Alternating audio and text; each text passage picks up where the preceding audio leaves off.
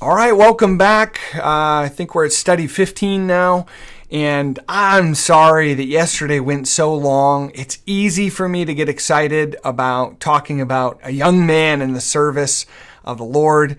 I'm going to shorten it up today, but we're going to look at another example. We're going to look at the example of Epaphroditus, and there's a lot here, so I'm going to move quickly, and I just ask if you would follow along. I'm really going to try and shorten it because I know it was long yesterday. The introduction of Epaphroditus to the Bible comes in really short detail. However, we can glean a lot from the passage that we're going to look at today. We're going to look at verses 25 to verse 30. The Bible says here, Philippians chapter 2, verse 25, "Yet I suppose it necessary to send to you Epaphroditus, my brother, companion in labor, fellow soldier, but your messenger, and he that ministered to my wants. For he longed after you all, and was full of heaviness, because that ye had heard that he had been sick. For indeed he was sick, nigh unto death. But God had mercy on him, and not on him only, but on me also, lest I should have sorrow upon sorrow. I sent him therefore the more carefully, that when ye see him again, ye may rejoice, and that I may be less sorrowful. Receive him therefore in the Lord with all gladness, and hold such in reputation. Because for the work of Christ he was nigh unto death, not regarding his life, to supply your lack of service toward me." And Epaphroditus had arrived in Rome. Again, we looked at examples of Jesus, then we looked at the example of Paul, and then we looked at the example of Timothy, and now we look at the example of Epaphroditus, this humble service. And Epaphroditus had arrived in Rome as a minister, or a ministry representative of the church of Philippi.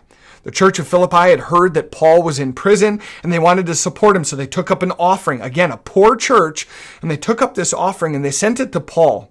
They wanted Paul to be able to continue to minister for Christ while he's in prison in Rome. And we know that Paul rented a home, in fact. In fact, he even left Rome for a little while, was under house arrest elsewhere.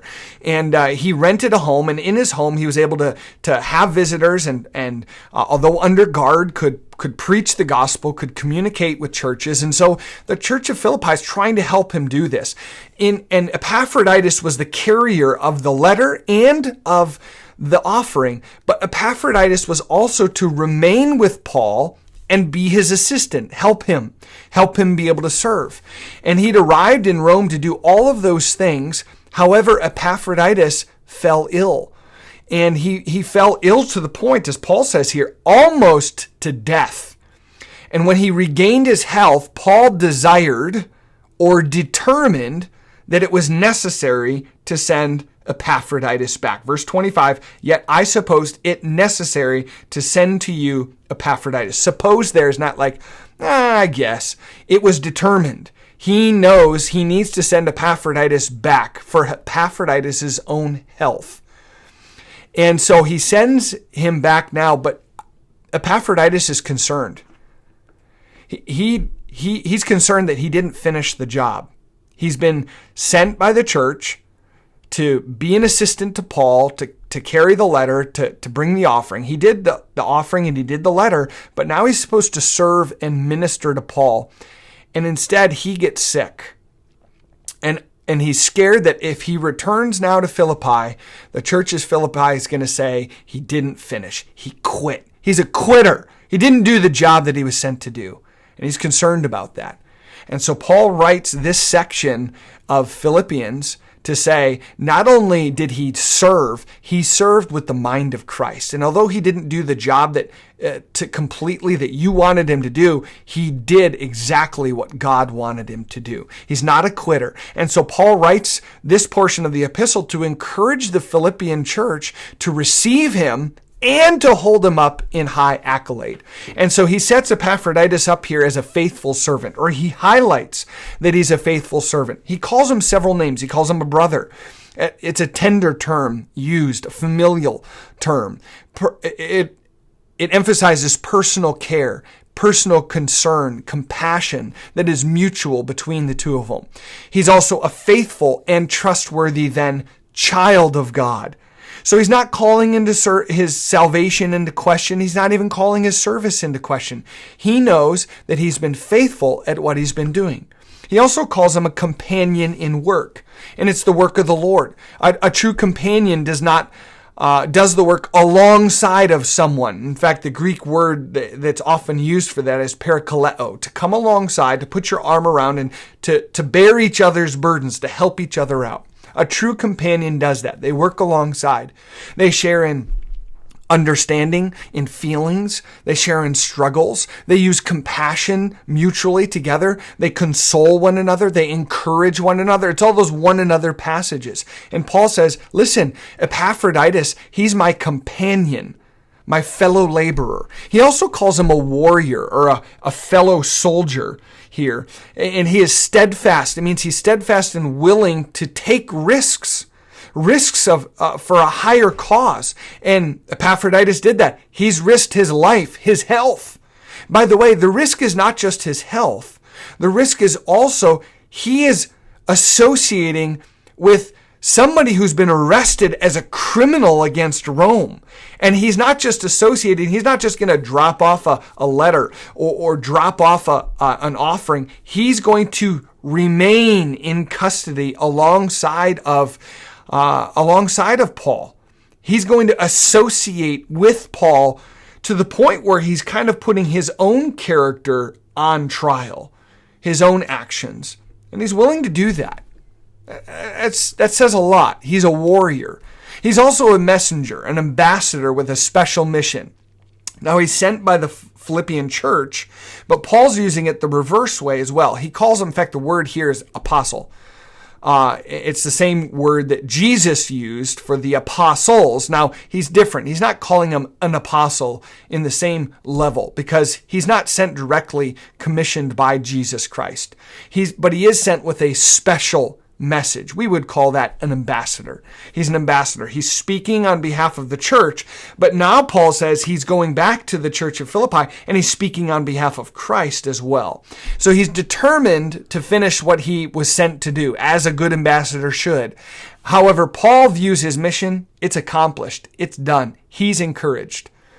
The fifth term that he uses here is a very unique term. He calls him a minister. He says, he that ministered to my wants. And the word is really an unusual Greek word. The minister is liturgon, and it's a term called a great servant. But it was used exclusively of philanthropists, what we would call a philanthropist. In Greek culture, it was representative of a person who was so dedicated to the needs of society that they use their own wealth to build and strengthen society. And this is not somebody, sometimes we think of philanthropists as overly wealthy and they just throw what for them would be some crumbs. No, this is somebody who's using the majority of their wealth in order to advance something in society. It's a high term. Paul says that Epaphroditus has used the majority of his spiritual wealth efforts, physical efforts, emotional efforts, to invigorate, encourage, and strengthen Paul. And he's done it. Paul considers his mission complete. Paul also doesn't want Epaphroditus to die on the job and feel guilty for that. And so he's going to send him back. He's accomplished what he was set out to do. And Paul gives him high accolade here as a faithful servant. He also gives him high accolade as a diligent church member. Verse 26 says, for he longed after you all and was full of heaviness because ye had heard that he had been sick. So Epaphroditus, he's a diligent church member. He longed after the church. He had every right to return home and recover. However, he's so concerned with fulfilling the role that the church gave him that he puts his own life in danger. He's willing to suffer further in order to represent his church properly. He's faithful to the call of the church.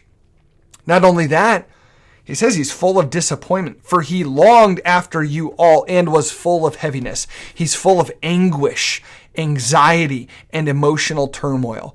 Literally, his heart aches because the church had heard that he was sick. I think we could say, he's disappointed with himself. He's disappointed that he got sick and he couldn't do more. On one hand, you got Paul saying, he's done so much for me. He's been such an encouragement. On the other hand, Epaphroditus is sitting there saying, I wish I could have done more. And his heart is aching that he didn't represent the church in a greater way. Paul says he is a superb church member. Epaphroditus and Paul have also been blessed. This is the third thing that Paul highlights. Verse 27. He says, for indeed he was sick nigh unto death, but God had mercy on him, and not on him only, but on me also, lest I should have sorrow upon sorrow. So Epaphroditus recovered by the mercy of God, and Paul considers it mercy by God upon Epaphroditus and mercy upon Paul himself. Paul didn't want the death of Epaphroditus while he was in prison. Paul didn't want to think that Epaphroditus died because he had gone to prison and he had put himself in that situation. And so he desires that Epaphroditus continue in faithful ministry, and to do that, he's sending him back to Philippi to encourage the church. The fourth reason that Paul holds Epaphroditus up is because Epaphroditus risked his life for the gospel.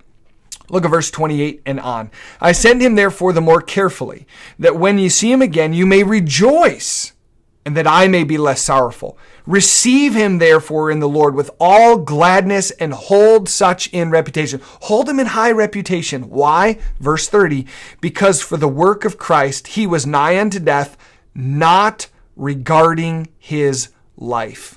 And why did he not regard his life? To supply your lack of service toward me. Not lack, but what they had provided.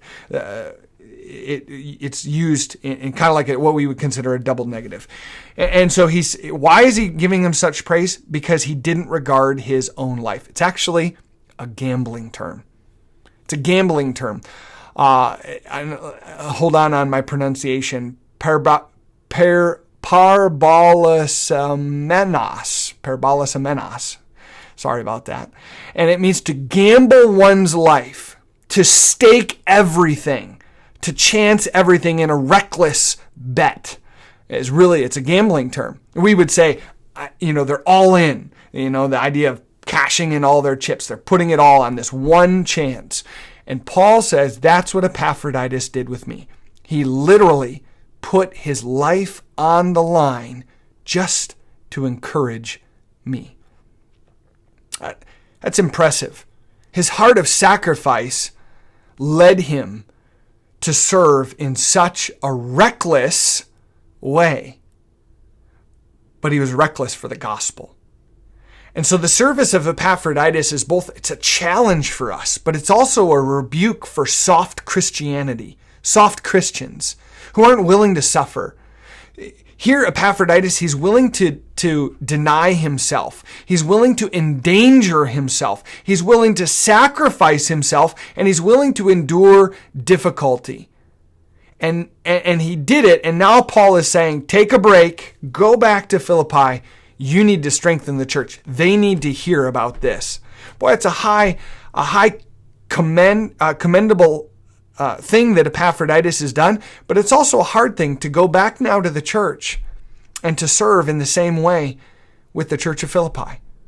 Here's what I'd like you to do. I'd like you to close out. I know I didn't pause you and have you do work. I want you to do the work on your own right now. Would you look up the following verses and look up and see what they have to say about personal comfort and safety? So write the following verses down. Luke 9, 23 to 24.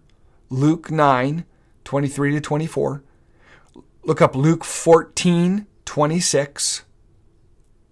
Romans 15, verse 1.